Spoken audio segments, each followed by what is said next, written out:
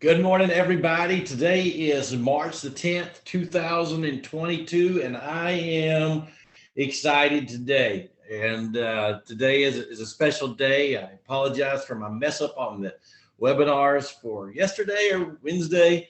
I had a little lapse in a brain cell on the back left side of my head. So I don't know what happened, but anyways, the webinars are going to be now every Thursday, just like always, but we're going to do 11:30 instead of 11. So 11:30. So be prepared for that. And so I'm super excited today. And this is being recorded. So if you want a copy of it, you can go to my YouTube channel after this, and I will have it on here. So for those of y'all that don't know me yet, if you're brand new, this is my training website, finalexpenselife.us. I am obviously the sales manager for Texas, Oklahoma, New Mexico, Kansas, and Colorado, but primarily mostly in Texas here. I live in Georgetown, Texas, which is just right north of Austin. So if you've never been to beautiful Georgetown, Texas, it's one of the claim to fame of the most beautiful square in Texas. So come on up here, and I've got an office here and a training facility. We will be releasing our next live training date coming up towards the end of this month or the first part of April. It gets to be nice weather because you're going to really love it here in the springtime and the summertime if you come down and see us. So I've been in the insurance business for about 22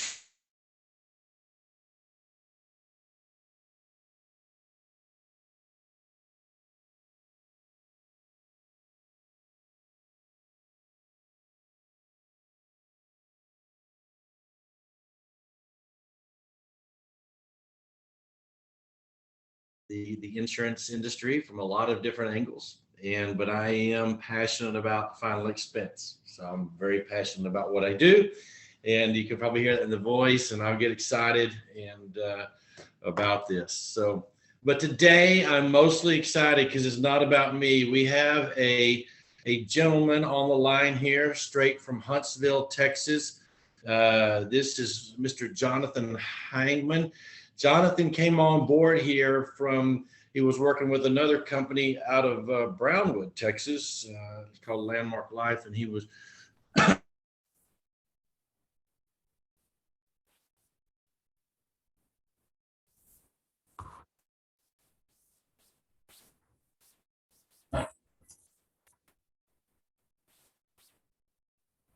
and I can't say enough about him and how he just gets it done. John, are you on the line here?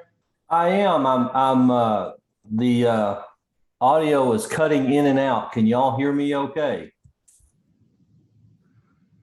I can hear you fine. And I don't know if it's my computer or if it's anything else. Does it sound okay?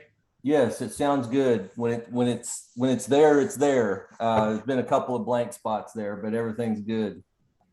Well, John, I just want to, I'm gonna give you the ball this morning, and I hope everybody can hear me okay.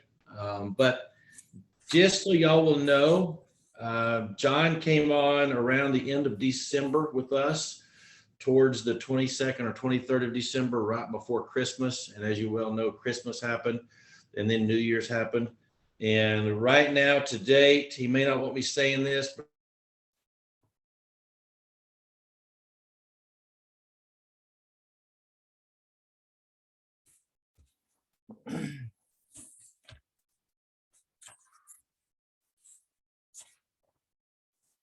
I don't know if y'all can hear me, but I can't hear anybody else right now.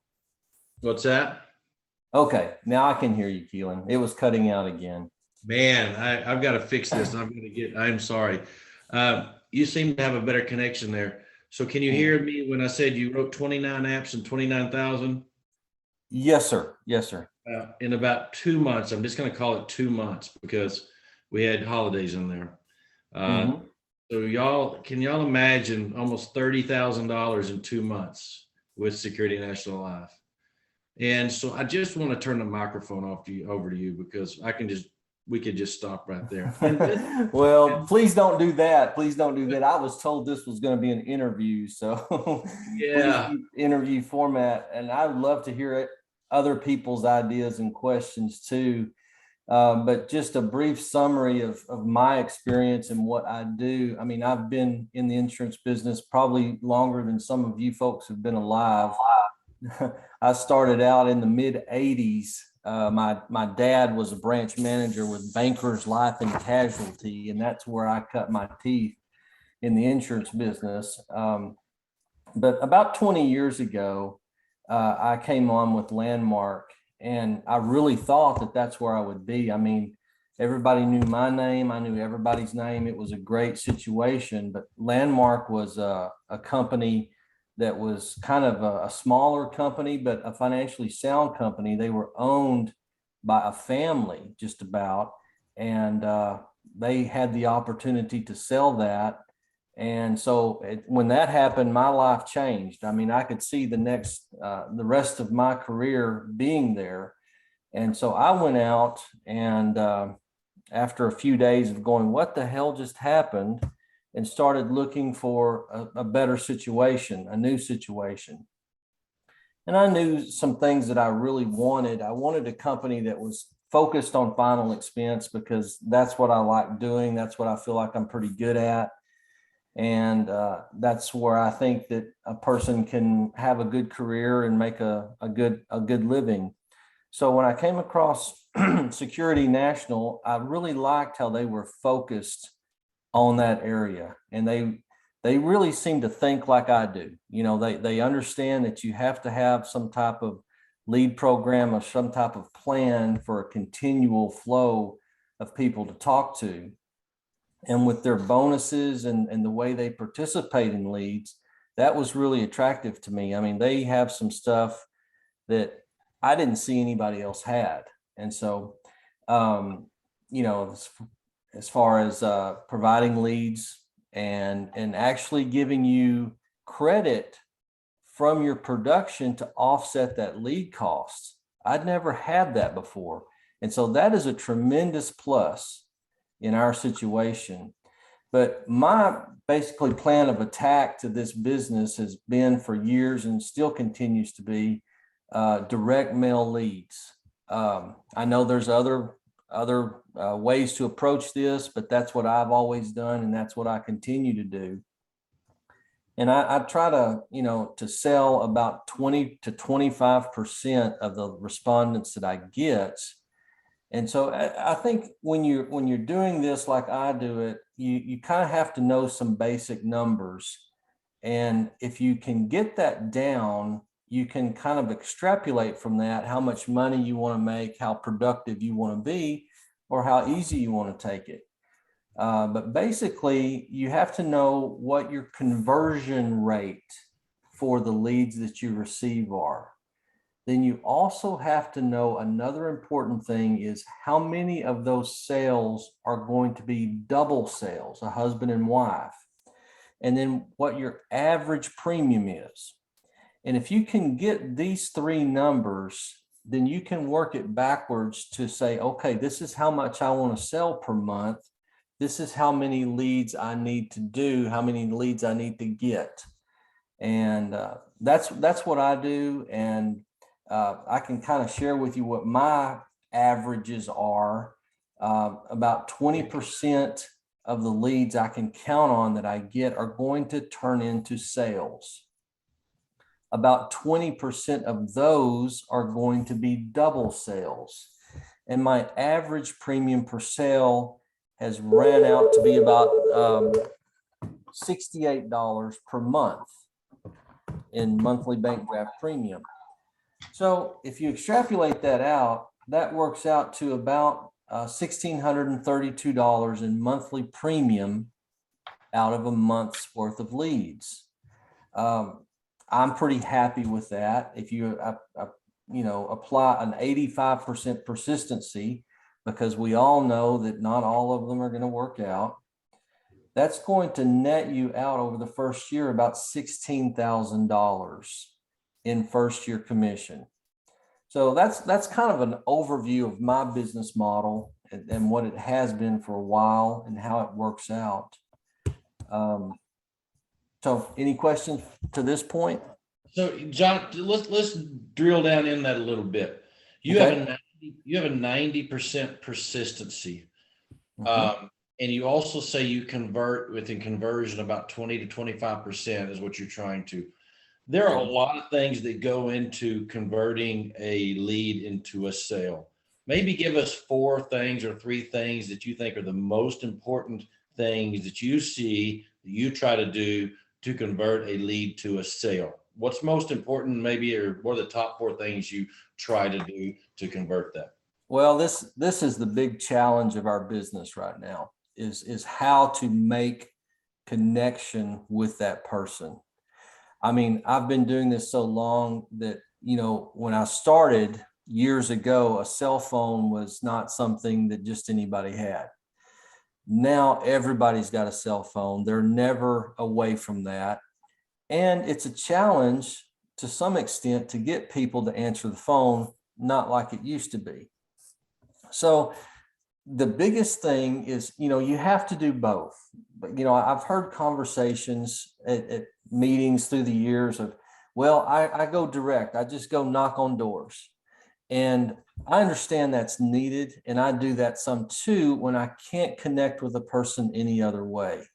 But what my typical thing is I will take a day like Monday and I will stay at home and I will organize and I will make a lot of calls through all the different sources that you use to generate business. And that being leads. If you're starting out, you don't know anybody else, just leads.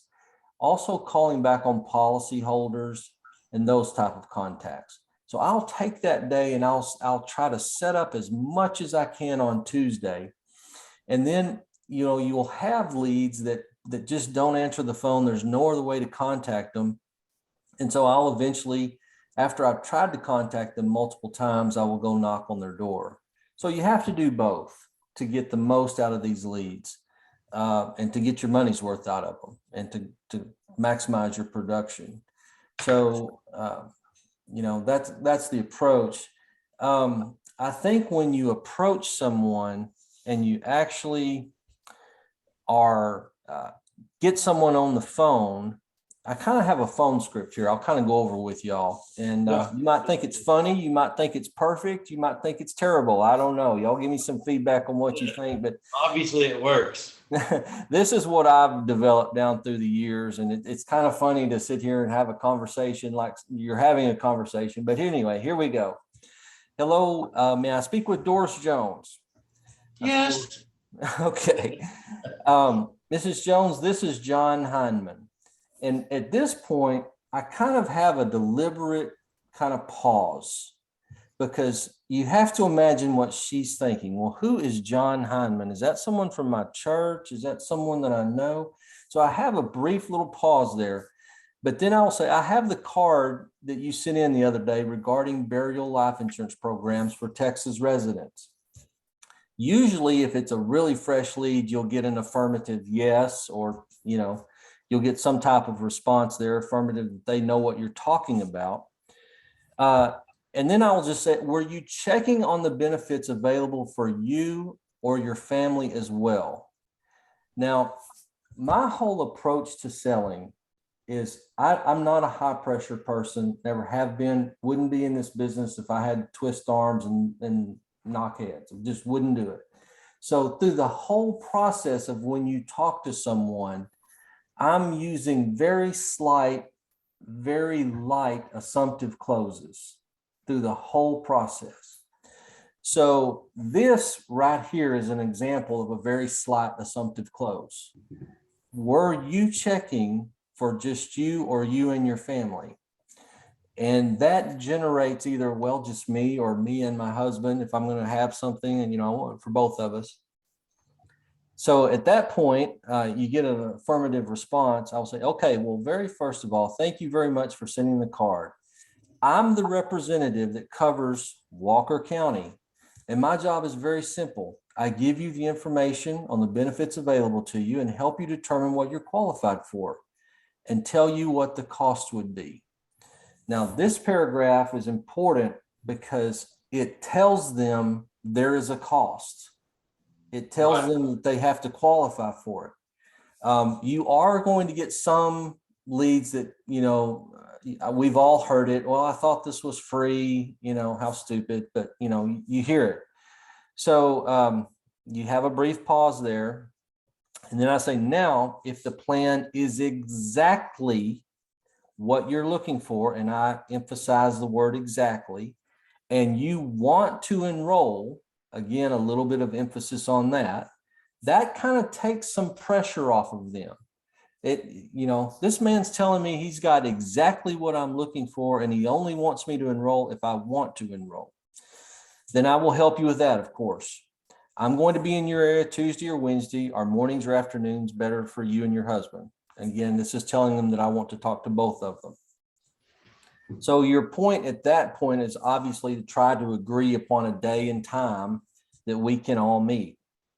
So if you get to that point and you agree upon a date and time, when you're setting an appointment by phone, you also want that conversation to linger a little bit. You don't want it to be a fast conversation, because then it's forgettable.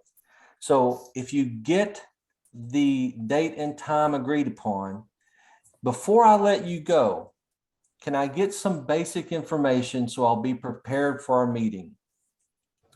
First of all, does your address come up on GPS? Yes or no? Well, yes, it generally does. Is your house number marked on your house? Now, I don't really need all this stuff, but again, I'm at this point, when you're talking to someone and they have sent in a card and you're talking to them on the phone, they don't know if you're in New York or, where.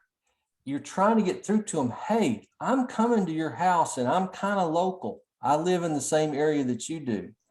So a couple of other questions. Is your house number marked? If no, what does your house look like? We've all been out there on a street and no one's number's on their mailbox and you're trying to figure out where you're going. So you're just getting that basic information. Do you have any bad dogs? It's a funny question and people will usually chuckle, but it lets people know I'm actually going to show up. Do you or your husband smoke? Have either of you been in the hospital in the last year? You're doing some basic pre-qualification, and you're stretching this conversation out a little bit so that they actually understand that you're coming by. And the last thing that I ask them is, do you have a burial policy now? And if they say, yes, I have a small, typically what people will say is, yes, I have a small one I've had for a long time, but I don't think it's enough. Or, yes, I just bought one, so, and I kind of want to compare. But if you get all of this information, then you have a better picture of what you're going to and what you're trying to accomplish when you get there, and what you have the chance of accomplishing when you get there. And lastly, I confirm the appointment after I've, to kind of end the call. I will say, okay, great. Well, again, it is me that's coming, and I will see you Wednesday at 10:30. I look forward to meeting both of you. Again, a very soft, subtle way. I need to talk to both of you, and I'm coming. So that's kind of my phone script. If anybody thinks it's helpful, I'd be glad to share it with anybody, that would care to have it. I'm not saying it's the greatest in the world, but it works for me. So, if anybody asks you for it, Keelan, I have it typed out and I'd be glad to share it. Once I get to someone's home and I'm talking with them, kind of made some notes here of sales presentation of what, how I try to handle this. And again, I'm very low key, don't pressure anybody, but you kind of have to guide the conversation. And you all know this too, but you can kind of break it down into sections.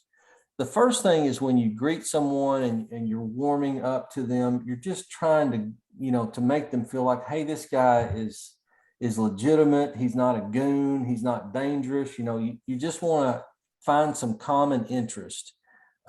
Maybe it's a new car they've got out of. Obviously, it's a brand new car. Maybe it's some family pictures, but you just spend a few moments in a warm up. And you just have to be conscious of your body language. Make sure that you're smiling, make sure that you're overly friendly. But you also have to have an air about you that you're there for a purpose and you want to get down to business. So after a brief warm up, I kind of start off not by telling them about a product or telling them about a policy or anything else like that. I will start off with just fact finding. And one thing that I do that I found really breaks the ice with people is to ask them about their children. And I'll have a sheet out that I'm making notes on, and I will ask for the first names of their children and kind of what they do and how involved they are in their life. Most people are, really eager and really easy to talk to about their family. But after a few moments of that, I'll kind of pivot into health questions.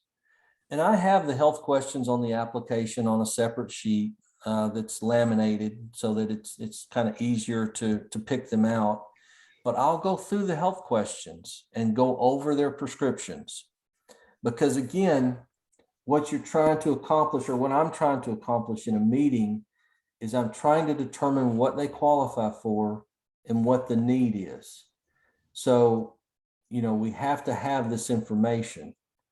So after that, after the health portion, I will pivot and go into their current coverage, what they have now.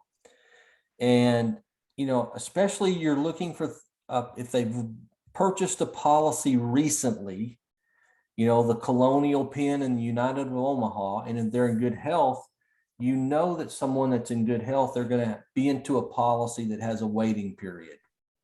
So that's kind of something that you really look out for, because it's an easy way to show the difference between what you're offering and what they have. Also, obviously, we run into ARP and Globalot and these policies. If you really talk to people, are pretty easy to overcome, because we all know that, the premium increases, and then, oh, guess what? When you turn 80, you're out of insurance. And believe me, Miss Jones, you don't want to be talking to me when you're 80 years old and trying to buy a new policy. So that's a couple of things that I look for there. But the next thing you want to accomplish after getting your fact finding done, or what I try to accomplish, is we find the need. You want to kind of get a consensus, an acknowledgement that, yes, I need this amount of insurance for funeral expenses or for other expenses. You kind of got to go over, some of the other things that you might want to cover, like, do you carry a little bit of credit card debt from time to time? Are you concerned about replacing the income if your husband dies or if your wife dies? Do you want to leave anything to your children or grandchildren? So you just kind of got to get to a consensus of an acknowledgement that, yes, I need $15,000, $20,000, $25,000 of insurance. And at this point in the interview, you will know what they qualify for. You should have a good feel for their budget, and you will know what they have. Now it's time to start thinking about what we have to offer and how we can solve the problem that we have illuminated, that we've agreed that there's a shortfall there and they want to do something about. And that's when you can start talking about the benefits of the simple security plan and kind of accentuating the positives, some of the things that aren't normally in policies like this, like the double indemnity, the no waiting period. And, you're saying things that a lot of policies do have. There's a lot of whole life policies out there, but, you really want to accentuate that you'll never get a letter from us saying your policy is being canceled or your policy is having a premium increase or we're changing something. It is all guaranteed for life that will never happen. So this is a plan that for the years, you're still going to have this when you're later in life, and it's never going to go up on you. So you're trying to build a specialness and excitement for the policy at that point. And then again, when it comes to that and they like the policy, I'm just using a very assumptive close, a very easy, when would you like for your premiums to come out?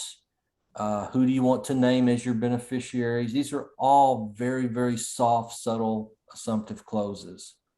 So that's kind of a summary of that. So let's there's a couple of things in there, if you can hear me, John. Gotcha. Talk about your appearance, your physical appearance, and how are you branded when you go to the door with them? Talk about how important that is to you, or not important, or how you feel about that branding and appearance showing up at their house. Sure. You always obviously want to be well dressed. I don't wear a suit and tie anymore. I think if someone wears a tie, it's kind of out of date anymore. But I don't wear jeans, but I do wear dress pants and a nice shirt. I've got 5 appointments today. I'm sitting here with my blue SNL golf shirt on. So I wear that quite often, not always branded, but at least a nice shirt. And you want to look the part. I mean, you want your shirt to be ironed. You want to be shaven and everything. So yes, that appearance gets back to when you greet someone, the first thing that you have to understand when someone is coming to their house. I put this in context of my mother. My mother is a senior citizen.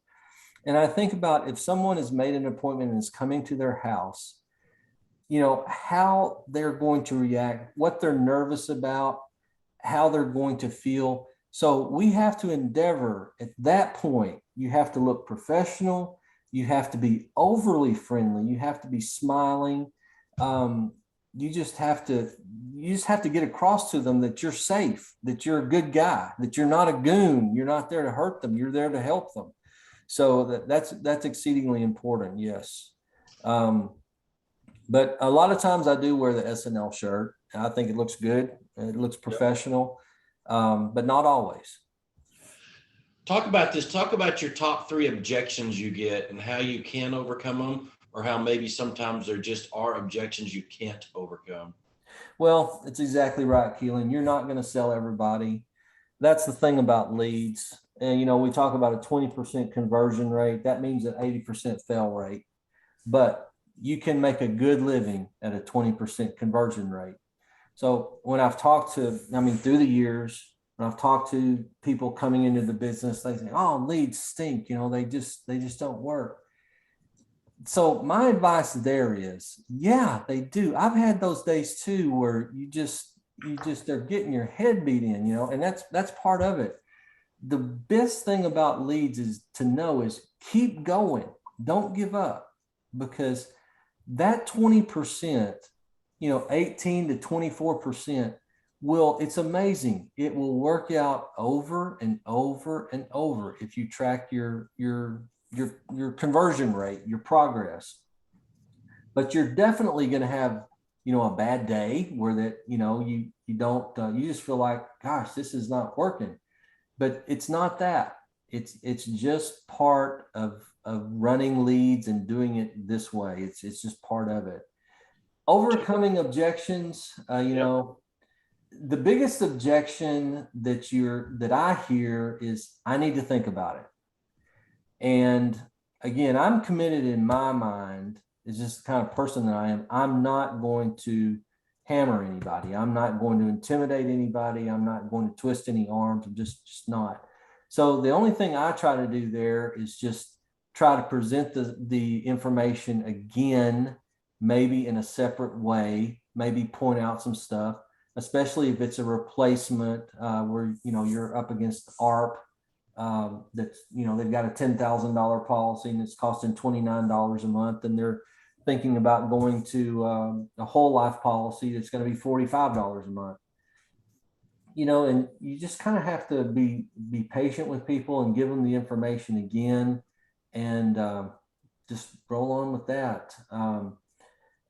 The other big,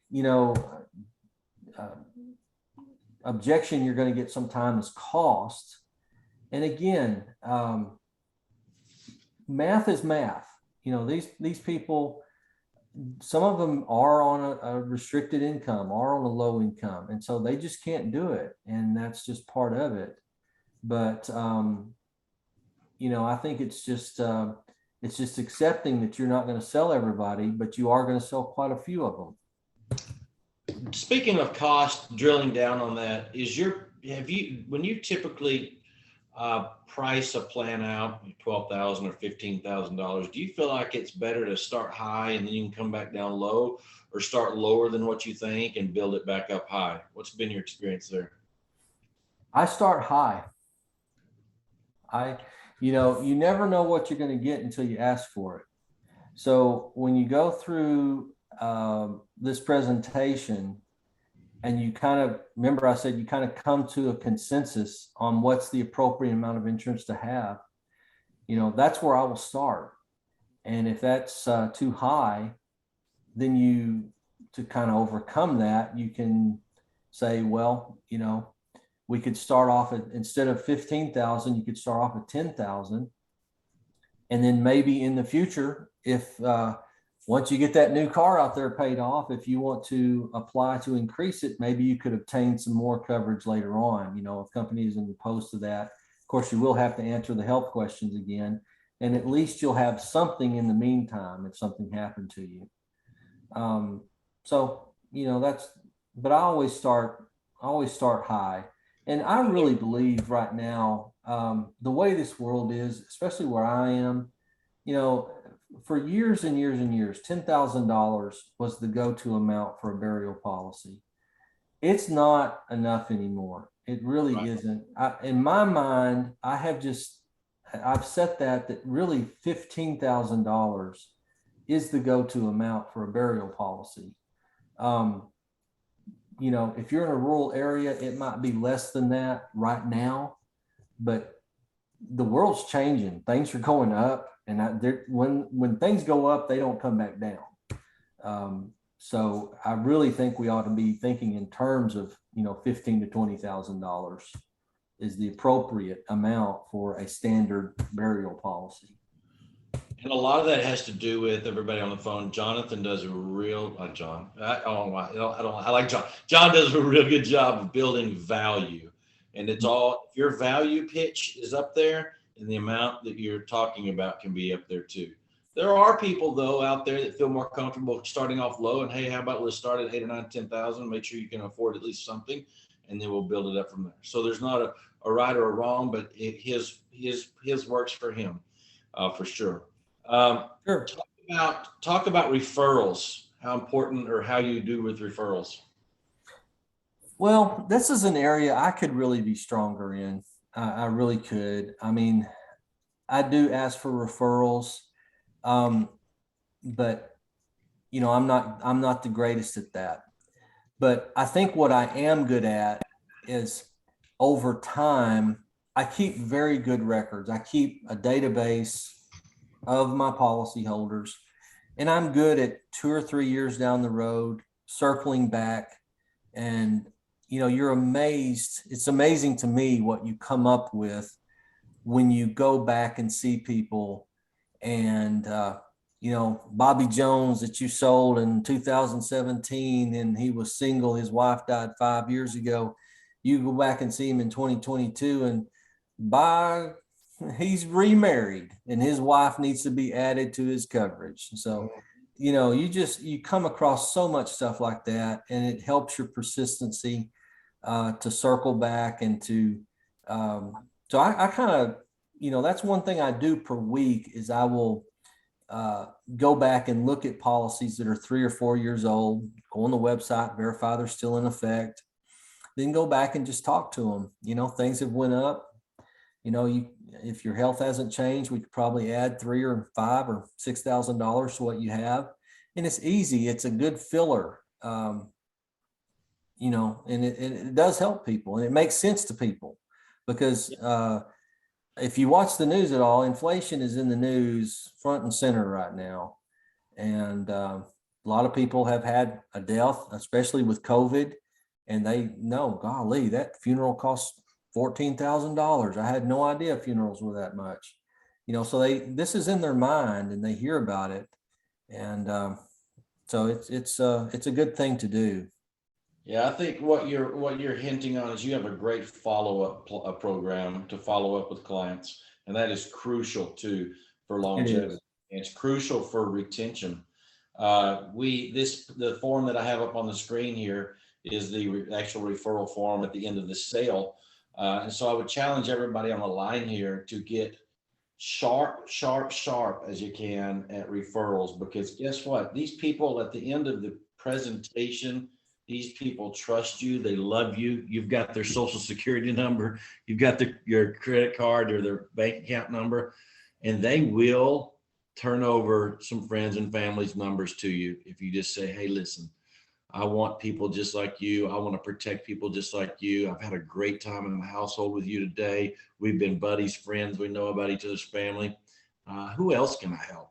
Do you have anybody else I can help? Because you never know. Oh, well, you need to call my aunt or my cousin. It does work. I mean, it really does. It does. Yeah, that's great. That's a good looking form right there. And we tried to dummy it down a little bit. Just, hey, did I make you feel comfortable? Are you happy? And here's the other thing. When you talked about it before, you do a really good job of solidifying the sale, and that is a big term in the industry, of solidifying, so it doesn't go anywhere, so it doesn't cancel. And I think this also provides another way to solidify the sale at the end. John, did I answer? Are you good to go? Is there anything I need to talk about? Let's be an open book now. And how did I do? So I would challenge everybody on the line here, which we've got a great group today. I don't know if you can see that. We've got almost 25, 26 people on the line, but that are getting some good tidbits from John. I mean, it's crazy how good they are. But also you hit a little bit, and I want to kind of just roll around on this on timing. How, a no is not a no forever, and how important it is not only to have leads, but also to build a database of leads so that when you are 1 year down the road, you have a plan to go back and maybe revisit these things. Talk about your plans there and how that may work into your long-term success. Well, to me, when I started out in the business, I was the youngest person and computers, have come a long way. And most of the salesmen that I've ever talked to, that were good salesmen, they kept crappy records. I mean, they on an index card or something. And I've been into computers and like computers. So I developed my own through Microsoft Office databases. I keep a database of my leads and I keep a database of my clients. So in keeping a database of my leads, and I'll just say Creatio was horrible, but what they did with Lead Hub is much better. It's right. Much nicer. I like it. I have my own, so I use this. I use Lead Hub as a point to get my leads, but I do have my own database. Right. And what I've found through the years is that, okay, I get a lead on Tommy Jones in Livingston, Texas. And when I go to enter that lead into my database, I'll look and I'll say, well, I got a lead on Tommy Jones in Livingston, Texas in 2017. And he was recovering from cancer at the time. And he'd been a year in and said he wanted a policy when he recovered. I couldn't write him anything back then, but see, information is power. Information is what you are after. And that helps in so many ways. Also, just the ability to follow up and to group everything. For example, if I set up a day of, and I get 5 appointments, well, I'm going to have some gaps in there. I can pull up everybody that I have in a county or a zip code and door knock those people. I can also go back to my policy holders as I'm getting ready and I take a day to plan a day.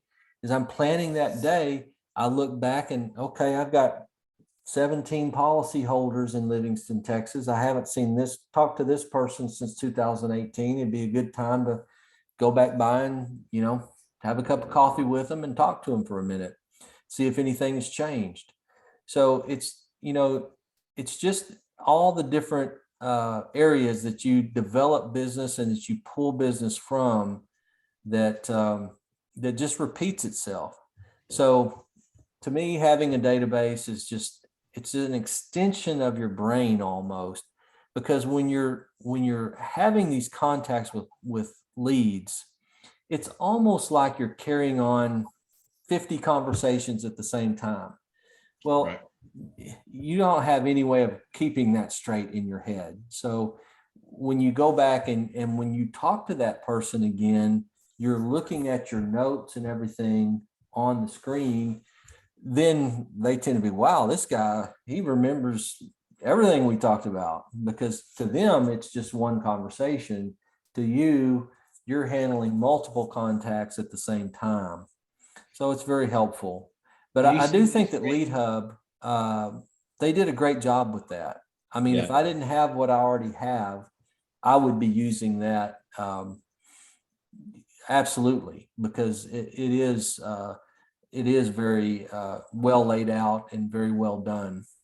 Yeah, I don't know if you can see my screen, I don't know if you're on phone or not, but I've got the, a lead hub pulled up for most everybody. And if you're not, so when you buy leads through Security National Life and you actually also use your lead credit, like John had talked about before, to pay for half of them, they're going into this awesome lead hub program here on your agent portal. And as you can see over to the right, I put notes in here on this John Duvall guy, and he's exactly right. To keep longevity going into your business, you got to have a reason to put your shoes on in the morning and go out the front door, right, John? I mean, Absolutely. that's 92% of the battle. Is having something, an activity to go do.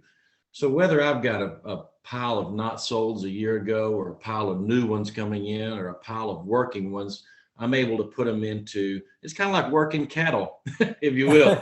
Working Yeah, deer. yes, the filters. Yeah, it's like Putting the new ones in different pens. I mean, and then you have something to do with that pen of animals or pen of leads. So it just really helps you separate your day, I think, and get your focus, right, Mhm. all in that one realm. Absolutely, So, uh, absolutely. so John, let me ask you this. We're kind of going on 45 minutes here. If you had to give 2 words of advice to everybody on the line here to finish up, what would those, are 2 things to do, or 2 words of advice to be successful? And success can mean, with everybody on the line, success can mean, I think we all need to be at least writing a policy or 2 a month, just to keep our activity going, to keep our brain stimulated with final expense, to protect families. It's so important, in the right way. But if you were to give 2 pieces of advice to everybody on the line here, what would they be? Well, I don't know if I can boil it down to 2 words, but 2 pieces of advice is final expense is a really good part of, your license. If you're licensed in Texas, you're licensed to do a lot of different things. What I really love about final expense is, you're talking to people.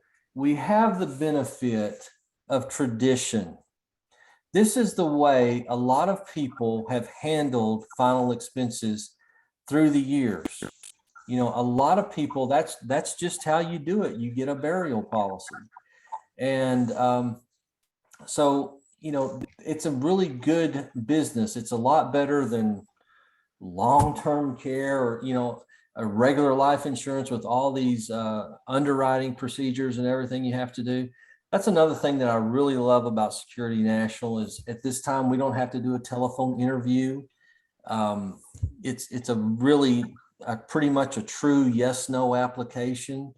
And I'm still relatively new here, but I've been very impressed with home office and how they issue stuff and take care of stuff. So I'm pleased with that. But yeah, for advice, I would just say don't give up, keep going, be persistent, get up every day and be persistent. If you have a bad day, shake it off. I mean, you have to be a little bit mentally tough to do what we do. I mean, that's a given. I tell my friends, and my best friend in the world was a Houston firefighter. He was a captain, and before I moved to my farm up here in Huntsville, I lived on Lake Conroe in a pretty, with a bunch of pretty little houses, And so me and this guy would sit out at night and have a beer or whiskey, and we'd talk about stuff. And when he told me the stuff of what he did, I was amazed. And when I told him what I would do for a living, he was also amazed. He said, "Man, I can't believe that you do some of the things that you do. You know, go in people's houses, go as far as you do, but it's just part of it." And you know, I make a good living. I have for a long time, and you can too. But you're going to have days that are challenging, where you might question this. Is this what I'm supposed to be doing? But we all have that. And so I think one key to this business is don't give up, because when you have a bad day like that, the next day is probably going to be great. So, and I would just say be organized, you know, and most salespeople, it's a given, are not organized, but it helps you so much to have a system of some type where that you are going back to people, have a system where that you are working your leads and taking care of business like that. So I guess that would be my two best pieces of advice. Perfect. So I'm gonna give my two. Also, I think, it's like you said, to piggyback off you, is a system, Mhm. system to follow, and an activity to go do. So I think, you know, in the evenings after a long day, I know we want to sit down and we want to, you know, relax and watch TV or whatever, but try to take a piece of paper, try to take some tablet, you know, recapture your day, and then also jot down, hey, what does my day look like tomorrow? What does my day look like tomorrow? Because I think it's going to help you, you know, have optimism.